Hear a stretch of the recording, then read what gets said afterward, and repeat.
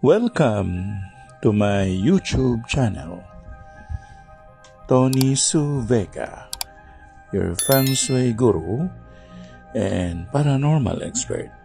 3H: Himala, Hiwaga, Hinagap.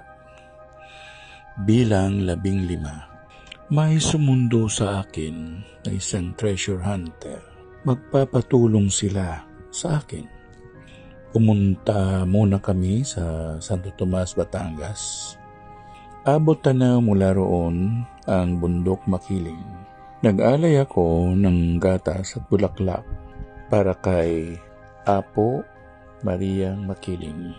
Matapos doon, dumiretso na kami ng biyahe. Nasa highway pa rin kami nang bigla na lang tumirik ang aming sinasakyan. Nagbabaan kaming lahat sa van. Kitang-kita mula roon ang bundok ng Sinukuan o ang bundok ng Arayat.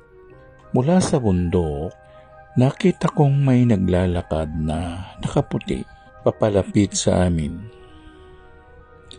Si Lola Mariang Sinukuan. Nag-usap kami sa isip.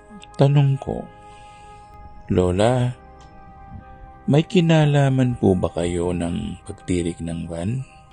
Akala ko nakalimutan mo na ako. Hindi po, Lola.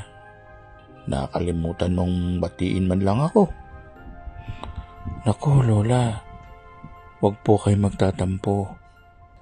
At nag-alay ako ng gatas at bulaklak na tira namin. Dahil iaalay din namin yon sa Heron at Tarlac, kung saan doon kami magte-treasure. Napawi naman ang tampon niya sa akin. Nangako ako sa kanya na hindi ko siya kalilimutang bati. Maya-mayang kaunti, tinawag na kami ng driver. Pati siya ay nagtataka ng pagtirik ng van. Hindi ko na sinabi ang naging dahilan.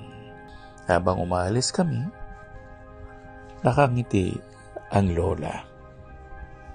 Si Lola Mariang Sinukuan.